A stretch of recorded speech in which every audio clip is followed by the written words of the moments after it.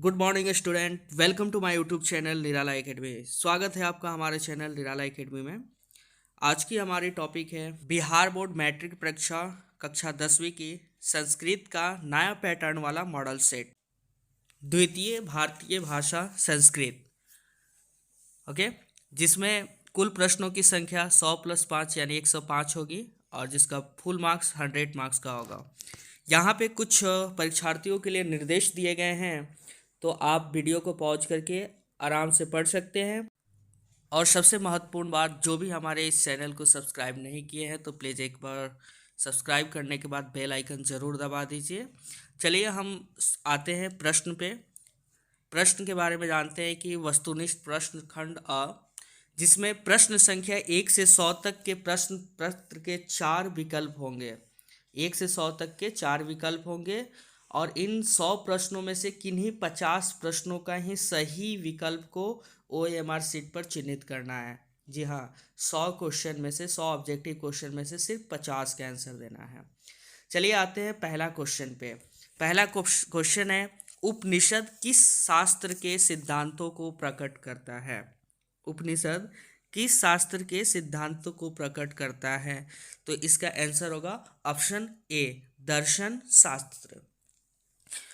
Next question है, सत्यमेव जयते किस उपनिषद में है? तो सत्यमेव जयते मुंडकोपनिषद में है। सेकंड का होगा ऑप्शन ए, मुंडकोपनिषद। नंबर 3, किसकी गुफा में आत्मा निहित है? थर्ड नंबर क्वेश्चन है, किसकी गुफा में आत्मा निहित है? तो जीवों के शरीरी रूपी गुफा में। इसका ऑप्शन होगा सी, राइट आंसर होगा इसका सी, जीवों के शरीर रूपी गुफा में। चौथा क्वेश्चन है, कौमुदी महोत्सव कब मनाया जाता है? तो कौमुदी महोत्सव जो है शरद ऋतु में, यानी इसका आंसर होगा option D. Okay, next question चलते हैं, सिखों के 10वें गुरु गोविंद सिंह का जन्म स्थान कहाँ है? बहुत ही इंपॉर्टेंट यह क्वेश्चन है, हमेशा पूछे जाते हैं इसको। तो सिखों के 10वें गुरु गोविंद सिंह का जन्म स्थान पटना में है, जिसका आंसर होगा ऑप्शन ए। छठा क्वेश्चन है, एशिया महादेश का सबसे लंबा पुल किस नदी पर बना है? तो अभी तो खैर सी हो गया है, लेकिन किताब के अनुसार इसका जो आंसर होगा वो ऑप्शन बी होगा, गंगा। ओके, सातवीं क्वेश्चन है, मुद्रा राक्षस ग्रंथ में किस शहर की प्राचीनता का संकेत है? मुद्रा राक्षस ग्रंथ में किस शहर की प्राचीनता का संकेत है? तो पाटलिपुत्र, ऑप्शन होगा इसका सी। आठवां क्वेश्चन है, अपनी रचना काव्य मीमांस में पाटलिपुत्र का प्राचीन सरस्वती परंपरा का उल्लेख किसने किया है? तो आठवीं का आंसर होगा बी, पाणिनि ने। ओके, पाणिनि ने काव्य मीमांस में पाटलिपुत्र की प्राचीन सरस्वती परंपरा का उल्लेख किया है। 9 नंबर है, शिव प्लस उपासक, शिव प्लस उपासक की संधि क्या होगी? शिव प्लस उपासका का संधि होगा शिवोपासक, यानी इसका आंसर होगा ऑप्शन ए, शिवोपासक। महानगरम में कौन सा समास है? 10वीं प्रश्न है, महानगरम में कौन सा समास है? तो महानगरम में तत्पुरुष समास है। 10 का आंसर होगा ऑप्शन ए, नोट कर लीजिए सभी कोई। 10 का होगा ऑप्शन ए। नेक्स्ट क्वेश्चन है, 11वीं प्रश्न है, प्राचीनतम में कौन सा उपसर्ग लगा है? जैसे कि आप सभी जानते होंगे, उपसर्ग जो शब्द के पहले जुड़ता है और प्रत्यय जो शब्द के अंत में जुड़कर उसका अर्थ बदल देता है। तो 11 नंबर क्वेश्चन है, प्राचीनतम में कौन सा उपसर्ग है? तो इसका आंसर होगा ऑप्शन ए, प्र उपसर्ग है। क्या है? प्र, क्योंकि प्राचीनतम में प्रथम पद प्र है। नेक्स्ट क्वेश्चन है, सदैव में किन किन वर्णों की संधि हुई है? सदैव में किन किन वर्णों की संधि हुई है? तो अ प्लस ए, यानी इसका आंसर होगा ऑप्शन ए। 13वीं प्रश्न है, वीणा के योग की कौन सी विभक्ति होती है? वीणा के योग में कौन सी विभक्ति होती है? तो वीणा के योग में तृतीय विभक्ति होती है। 13 का ऑप्शन होगा बी, तृतीय विभक्ति होती है। नेक्स्ट क्वेश्चन है, 14वीं प्रश्न है, धारे रुत्मर्ण सूत्र का उदाहरण वाक्य कौन है? ओके, धारण रुत्मर्ण सूत्र का उदाहरण वाक्य कौन है? तो दिनेश सुरेशाय सतम धारयति, ऑप्शन सी इसका राइट आंसर होगा, ऑप्शन सी। 15 नंबर क्वेश्चन, मुनि शब्द के तृतीय बहुवचन का रूप क्या होगा? तो तृतीय बहुवचन में मुनि शब्द का जो होता है वो होता है मुनिभि। क्या होता है? मुनिभि। तो 15 का राइट आंसर होगा डी। ओके, नेक्स्ट क्वेश्चन पे चलते हैं। 16वीं नंबर, पिबती किस धातु का रूप है? पिबती किस धातु का रूप है? तो पा धातु का रूप है। पिबती पा धातु का रूप है। नेक्स्ट क्वेश्चन पे चलते हैं। वीडियो को ज़्यादा से ज़्यादा शेयर कीजिए ताकि उन सभी विद्यार्थी के पास पहुंच जाए जिन्हें बहुत ही जरूरी है क्लास 10वीं के लिए। 17वीं प्रश्न है, साधव किस विभक्ति का रूप है? साधव किस विभक्ति का रूप है? तो साधव सप्तमी विभक्ति का रूप है, जिसका आंसर होगा, राइट आंसर होगा, ऑप्शन सी। 18वीं प्रश्न है, अस धातु के लट लकार का रूप कौन सा है? अस धातु के लट लकार का रूप कौन सा है? तो इसका राइट आंसर होगा, ऑप्शन डी। अस का धातु का लट लकार का रूप अस्ति होता है। राइट आंसर क्या होगा 18 का? डी। ओके, नेक्स्ट क्वेश्चन पे चलते हैं। ये तो समझ गए होंगे कि अस धातु का लट लकार का रूप कौन सा होता है। आसित नहीं होता, अस्तु नहीं होता, भविष्यति तो बिल्कुल नहीं होता। तो इसका राइट आंसर होगा अस्ति। नेक्स्ट है, वनिता में कौन सा स्त्री प्रत्यय है? वनिता में कौन सा स्त्री प्रत्यय है? तो वनिता में टाप स्त्री प्रत्यय है, यानी ऑप्शन ए। हन प्लस कत्वा में कौन सा पद बनेगा? हन प्लस कत्वा के जोड़ने से कौन सा शब्द बनेगा? तो इसका हत्वा, बी, 20 का बी। मूल प्लस ठक में कौन से, मूल प्लस ठक से कौन पद बनेगा? मूल प्लस ठक से कौन पद बनेगा? 21वीं प्रश्न है कि मूल प्लस पद से ठक से कौन सा पद बनेगा? ऑप्शन ए है मौलिक, बी है मूलकः। ओके, और मैं सभी से बता देना चाहता हूँ कि जो भी हमारे इस चैनल पर नए हैं कृपया सब्सक्राइब करना बिल्कुल ना भूलें, ज़्यादा से ज़्यादा शेयर करें। हाँ, तो चलिए, मूल प्लस ठक में कौन सा पद बनेगा? मौलिक, मूलकः, मौलिक या मूली। तो 21वीं का आंसर होगा ऑप्शन ए, मौलिका। ओके, 22वीं प्रश्न है, लोट लकार उत्तम पुरुष का एक वचन का रूप कौन सा है? तपति, तपिष्यति, तपानी और तपत। तो 22 का होगा आंसर ए, तपति। लोट लकार उत्तम पुरुष एक वचन का रूप है। नेक्स्ट क्वेश्चन है, पीतम इस पद की प्रकृति प्रत्यय क्या है? पीतम इस पद की प्रकृति प्रत्यय क्या है? तो पा प्लस कत, ऑप्शन डी। 23 का राइट आंसर होगा ऑप्शन डी, पा प्लस कत पीतम का प्राकृतिक प्रत्यय होता है। सबको याद रखिएगा कि पा प्लस कत पीतम, ये बहुत ही बार क्वेश्चन पूछे गए हैं। नेक्स्ट क्वेश्चन है, किस शब्द में दा प्रत्यय है? किस शब्द में दा प्रत्यय है? तो एकदा में दा प्रत्यय है, क्योंकि अंतिम पद प्रधान होता है। दा में अंतिम वर्ड जो जुड़ा होता है, ठीक है ना, जिसको प्रत्यय कहते हैं, अंत में जुड़ के उसके अर्थ को बदल देता है। तो ये बहुत ही इंपॉर्टेंट क्वेश्चन है, क्योंकि हमेशा उपसर्ग और प्रत्यय से कोई ना कोई क्वेश्चन ऑब्जेक्टिव हो या सब्जेक्टिव हो आते ही हैं। तो आप सभी इसके लिए काफ़ी अच्छे से प्रिपेयर हो जाइएगा, उपसर्ग और प्रत्यय, क्योंकि उपसर्ग जो शब्द के पहले लगता है और जुड़ के मतलब उसका अर्थ बदल देता है, और प्रत्यय जो अंत में जुड़ता है। तो किस शब्द में दा प्रत्यय है? तो एकता में। नेक्स्ट क्वेश्चन है, धर्मांतरण का सही विच्छेद क्या होगा? धर्मांतरण का सही विच्छेद धर्म प्लस अंतरम, यानी 25 का आंसर होगा ऑप्शन ए, धर्म प्लस अंतरम मिलके बनता है धर्मांतरम। नेक्स्ट क्वेश्चन है, किस पद में अव्ययी भाव समास है? किस पद में अव्ययी भाव समास है? तो अव्ययी भाव समास यथाशक्ति, इसका राइट आंसर होगा यथाशक्ति, 26 का डी। ओके, नेक्स्ट क्वेश्चन है, आलसियों को प्रतिदिन इच्छा भोजन कौन दिलवाता था? जितने भी आलसी थे, आलसियों को प्रतिदिन इच्छा भोजन कौन दिलवाता था? विद्यापति, वीरेश्वर, अलस सालसा की कर्मचारी या मिथिला के राजा। तो इसका राइट आंसर होगा जो वीरेश्वर थे, वो आलसियों को प्रतिदिन इच्छा के अनुसार भोजन दिलवाते थे। तर्क्यते यदस्मिन् गृहे अग्निलतो अलस कथा पाठ में किसकी उक्ति है? तो इसमें दूसरे आलसी की युक्ति है। ऑप्शन होगा राइट आंसर इसका 28 का राइट आंसर सी होगा, दूसरे आलसी की, जिसने तर्क्यते यदिस्मिन् गृहे अगलिन वसति, इस पाठ की उक्ति है। डियर स्टूडेंट, वीडियो को ज़्यादा से ज़्यादा शेयर करें ताकि क्लास 10th के सभी उन स्टूडेंट के पास पहुंच जाए जिनको काफ़ी ही ज़रूरत है।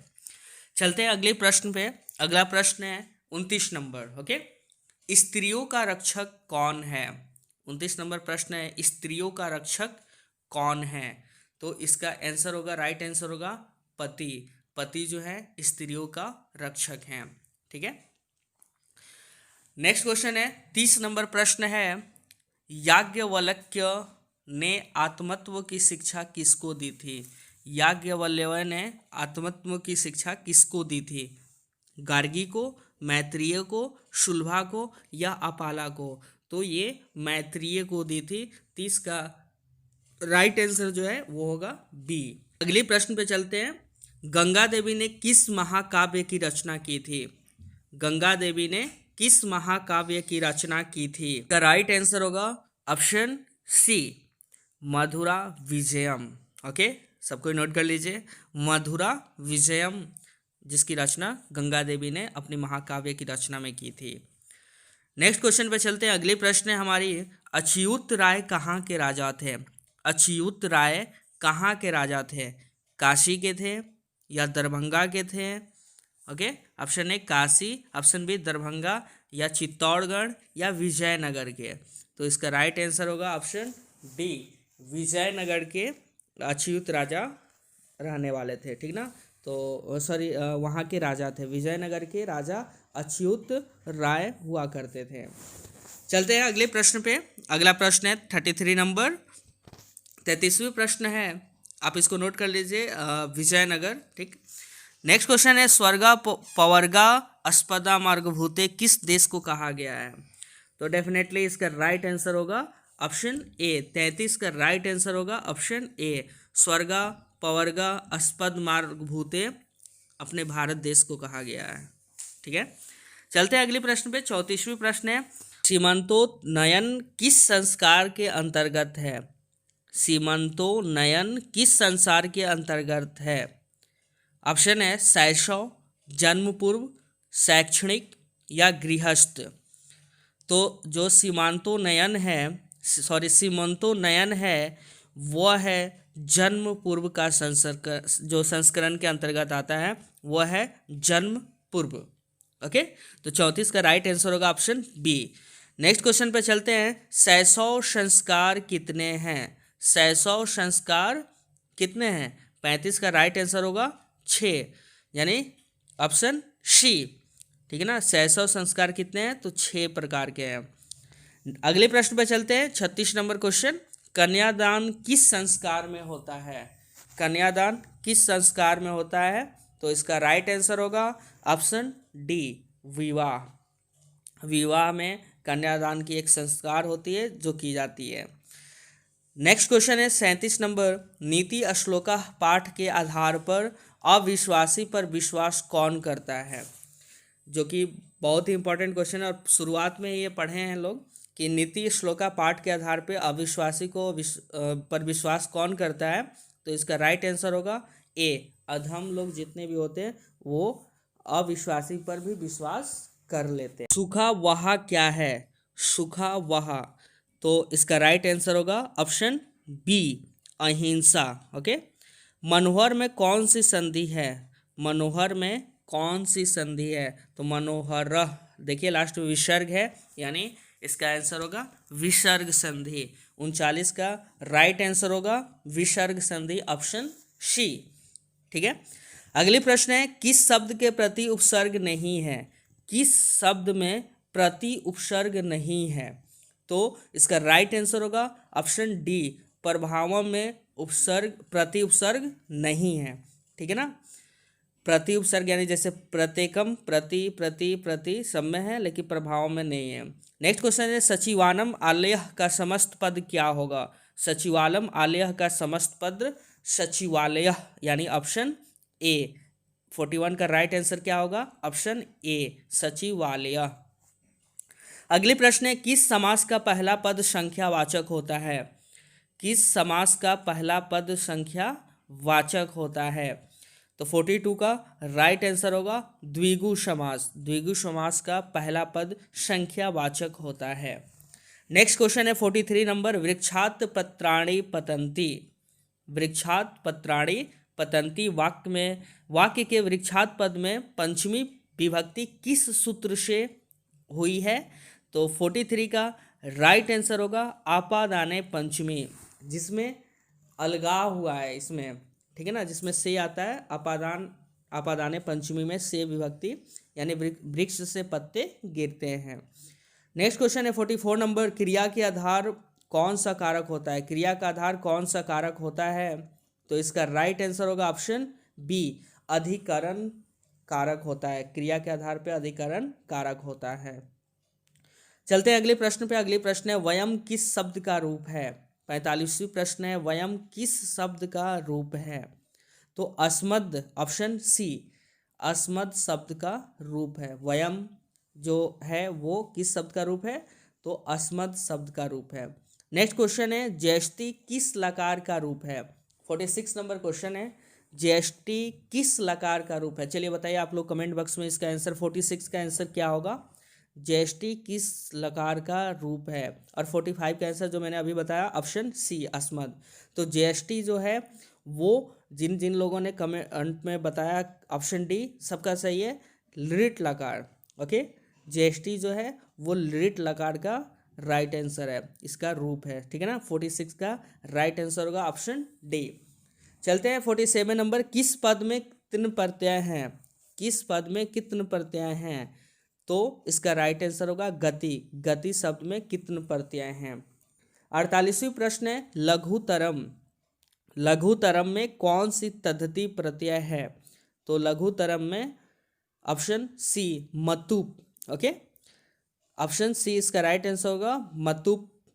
नेक्स्ट क्वेश्चन है 49 नंबर, कुमारदीप में कौन सा पद बनेगा? तो कुमारदीप से ऑप्शन ए, कुमारी। पिब्न में कौन सा प्रत्यय है? 50वीं प्रश्न, पिब्न में कौन सा प्रत्यय है? तो सत्री प्रत्यय है। क्या है? सत्री, जिसको ऑप्शन ए बोलते हैं। देखिए आपको 100 में से 50 प्रश्न को हल करने थे, जो मैंने यहाँ 50 प्रश्न का हल कर दिया है, लेकिन अगले के 50 नेक्स्ट सेट में बताएंगे, क्योंकि वीडियो काफ़ी लंबा हो चुका है। तो अगले 51 से लेकर 100 तक के ऑब्जेक्टिव उसमें होंगे। Thanks for watching my YouTube channel. Please like and share and subscribe also. Subscribe करना बिल्कुल ना भूलिएगा और साथ में बेल आइकन दबा दीजिएगा, ताकि हमारी जैसी वीडियो अपलोड हो आपके पास तुरंत पहुंच सके। और ज़्यादा से ज़्यादा दोस्तों के पास शेयर कीजिए। Thank you, bye bye and all the best.